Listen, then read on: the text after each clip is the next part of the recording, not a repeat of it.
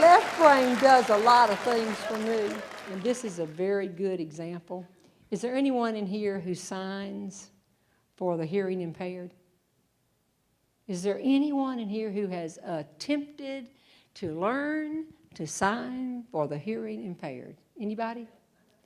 Did you find it to be tough? I think it's the most difficult thing I have ever attempted, and here is why. You learn the signs going one way in your brain at your brain's rate of speed. When you communicate with a hearing impaired person, the signs come at you backwards at their brain's rate of speed, which will always be faster than ours because this is how they communicate every single day. But often if I speak at a corporate client as opposed to the theater show, they'll say, now, Jeanne, we're bringing in everybody, and we have a section over here of hearing impaired employees. Don't you worry about it. We have an interpreter, and so there won't be any kind of a problem there. And I said, well, I make my living as a communicator. Wouldn't it at least be nice if I could go up to these people before the speech and sign, my name is Jeanne. I am your speaker. Well, the first time I did this, the hearing impaired people were so appreciative that they all jumped up and started signing back.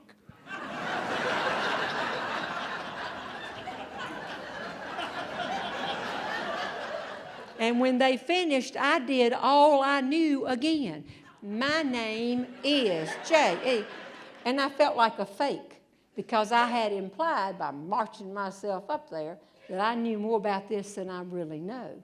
So I went home and said to left brain, you know what I'm going to do? All that time I have sitting in airports between these speeches, I'm going to learn the entire language.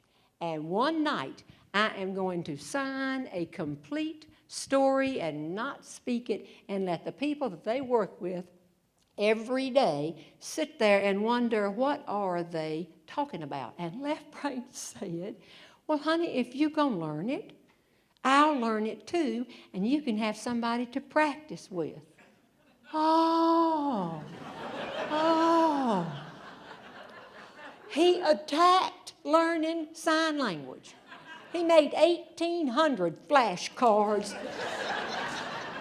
and he memorized them in 2 weeks. It took me months, and I still get it confused, but he memorized them with that left brain, and he never mastered the art of turning his hand toward a hearing impaired person. So what this means is,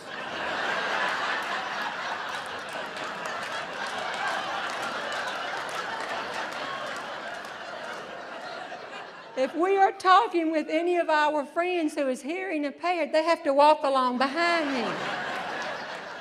One night I got stranded in the Denver airport. I couldn't get a flight out. I couldn't get a hotel room, a bad storm, and all of us just sitting up in there all night, nowhere to go. And about 3 a.m. I thought, well, this wouldn't be a bad time for me to take some of these flashcards that Left Brain stuffed into my rolling cart when he took over my project and go into the ladies' restroom and practice at the mirror for that reverse effect. And I just tell you this as a reminder of how little we know about people when they're not exactly like we are.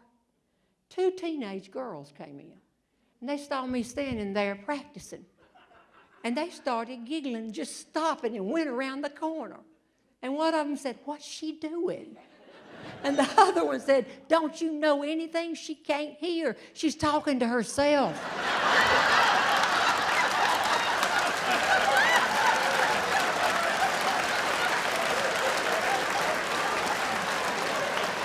I travel a lot. And you don't have to be a speaker or a humorist to travel. If I could find a way to do what I do and stay home, it'd be a lot of fun. And there are other people in other professions that just travel all the time.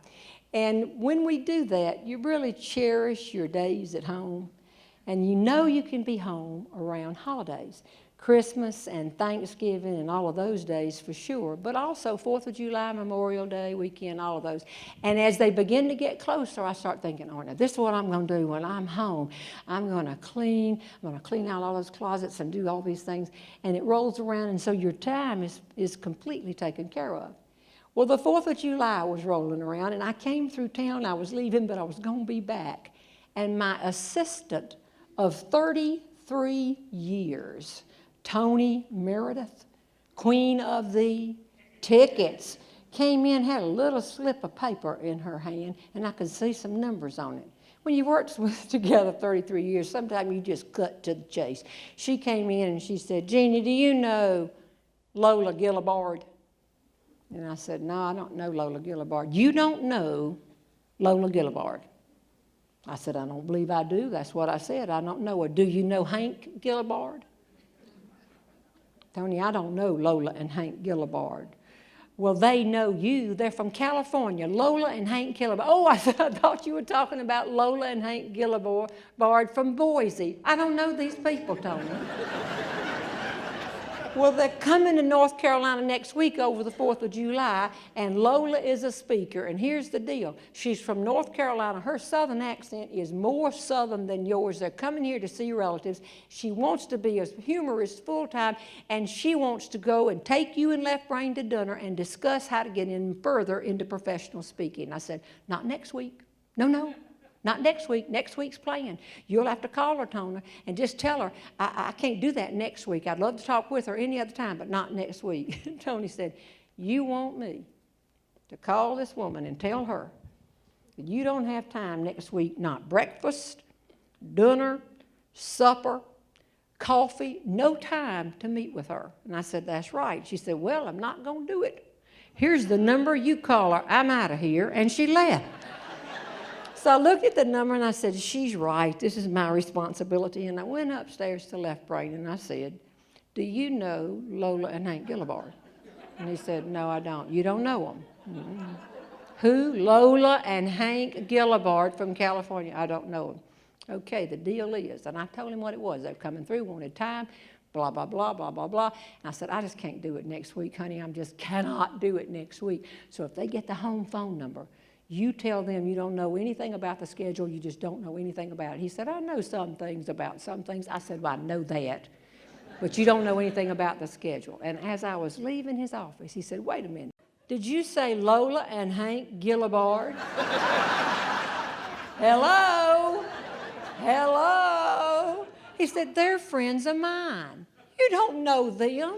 They're friends of mine, honey. At the speakers' conventions every year, when you speakers are networking, hey, here's my card. We spouses stay over here, and we just stand around in the hall. And not many people talk to us, but Lola and Hank Gillibard talk to me. They're friends of mine. I think we need to go out with them. Oh. And see, he doesn't, look, I've told you all the things he does for me. He doesn't ask for many things. And I said, okay, we'll go out with them. And I came downstairs, and I was looking at the calendar thinking, what time am I going to give up? And he appears at my office door and says, have you called Lola and Hank? And I said, no, I haven't. He said, well, I've been thinking about it. They're not just good friends. They're very good friends. They talked to me about 4 or 5 years. I can't believe you don't know them. Jeannie, we're Southerners. We can't just say we'll go and meet y'all at a restaurant. We need to have them at our house, and you have a dinner party for them. Oh, no. A dinner party. I'm going to have a dinner party. I'm going to have to dust. He said, then why don't you ask Lynn and Charles Pulliam to come over from Chapel Hill? Lynn is a speaker. Maybe we can write some of the food off. Let me get this straight. We have gone from some of my very best friends to maybe we can write some of this food off. And then he said the magic words. He said, why don't you just fix your Chinese? Oh, okay. Some people here probably think I only fix hot dogs, but that's not true. I fix the best Chinese dinner you will ever have in this area, maybe in the whole South. It's not easy to fix Chinese, and that's why I've thrown all my eggs in just doing Chinese dinner. And this is what we do. Out on our porch, if this was our kitchen right here, we have out on the porch, you go through a door, we have a gorgeous, big antique table that you can pull out. It seats 14 thin people, if you can pull it this way. And so if you're ever at my house and I only put down 10, you know I've sized some of y'all up as being a little bit larger. This is an antique table passed down generations of some family. We got it at the Hillsville Flea Market ourselves.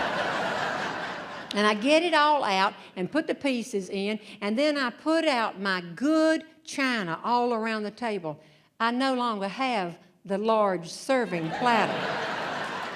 And then I put out the sterling silver that I fought my sister Catherine to get over my mother, and we put down flowers here. You could put this in a magazine. It's just gorgeous. And then after I do that, I come a rack out of the porch and come into the kitchen, and I get out my 4 woks, W-O-K, woks, and they are expensive woks. You can't cook Chinese, good Chinese in a cheap wok. So if you ever want to do it, invest, and that'll help you right there. And I got 4 of them. I put one right here, and one over there, and one here, and one there. And then I go over here, and I put in something for my soup. I always have soup. I usually have egg drop soup. But now I'm serving hot and sour soup because I said to a group one night, do y'all like bird drop soup? And they said, no, we don't think we want. And then I put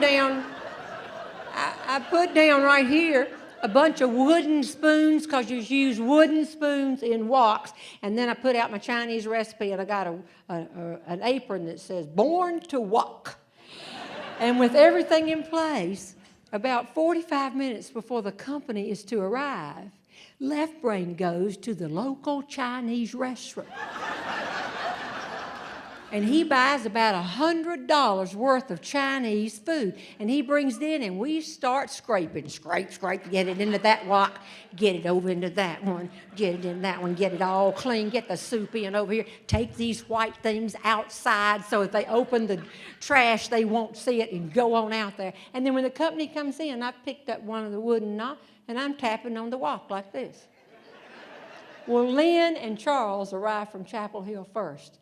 Lynn walked right in, looked down at the food, and said, where'd you buy this Chinese food? And I said, Lynn, you know that I don't cook, but Lola and Hank Gillibard from California don't know it, so help me pull this off. She said, who are these people? I've been friends with you forever. I've never heard you mention. They're friends of Left Brains. They're very good friends of Left Brains.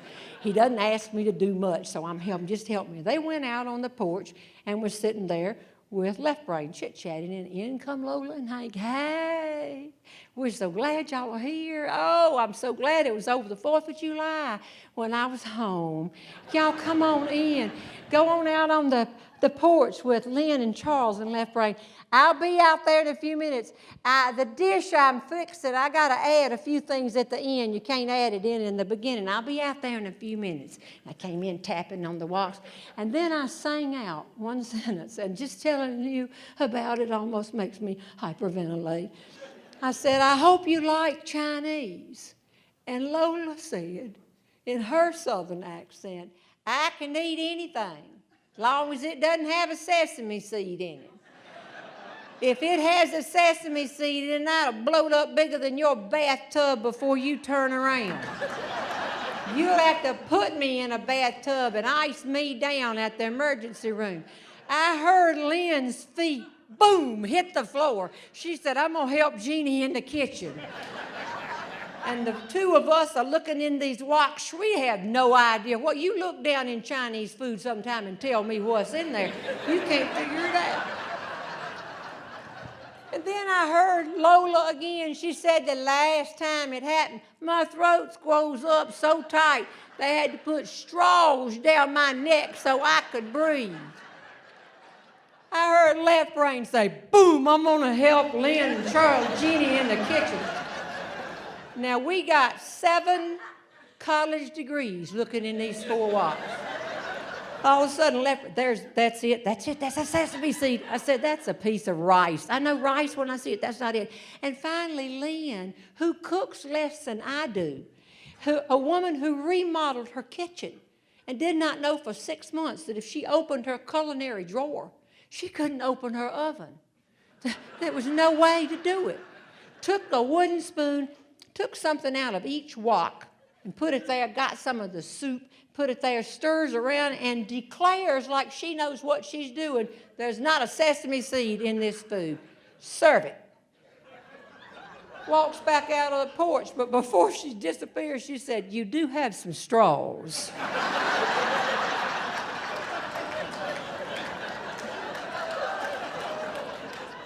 This may have been the longest night of my life, but it is with Lola and Hank Gillibard's permission that I tell you what happened from there on.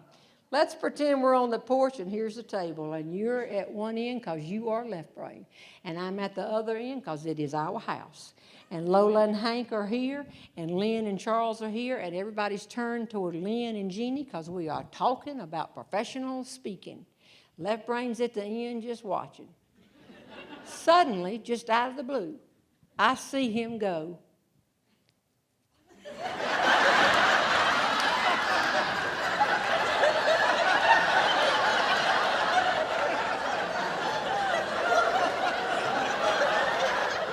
When he did it, I jerked my head, and so did Lola and Hank, and so did Lynn and Charles, and left brain went. Now, it was evident he had something I needed to know, but he couldn't say it out loud. I don't know whether he was trying to say, Lola's left ear is purple, Purple. I can see it through her head, out her right ear. Fix it now. Call 911. But I thought we just have to figure it out. See, there was 6 of us sitting there. All of us had napkins in our lap, but 4 of us had straws under our napkins. If she had just scratched her neck, it would have come out. So we sat there a little longer, and they turned back to me, and we started talking again. And I thought, oh, no, he's just put his hand on the table. Oh, he's going to do it again. He played with the button on his shirt. He came up, and he scratched his neck. And sure enough, within a matter of moments, I thought he was going to say she's about to tilt over backward. Suffice it to say, as I just indicated, it was a long night. It also suffices to say that Lola Gillibard did not bloat up and die. If she died, we wouldn't be here tonight. I would be in the North Carolina penitentiary. At 9:15, Lynn and Charles stood up and said, it's raining, it's bad out, we are tired, don't want to be on the road much later than this, thinking that Lola and Hank would go too. They sat back down. At 11:20, they had come at 6 o'clock. Lola and Hank stood up and said, well, we got to get back to the hotel in Greensboro. We've had so much fun. I said, well, me too, Jerry. This is wonderful, walking them to the door. You just let us know anytime you're coming back, because we're here. Just let us know in time so we can see what our plans are when y'all come back. And got to the front door, and they went out that door and up the sidewalk. And when Left Brain turned back around, I said, you want to tell me now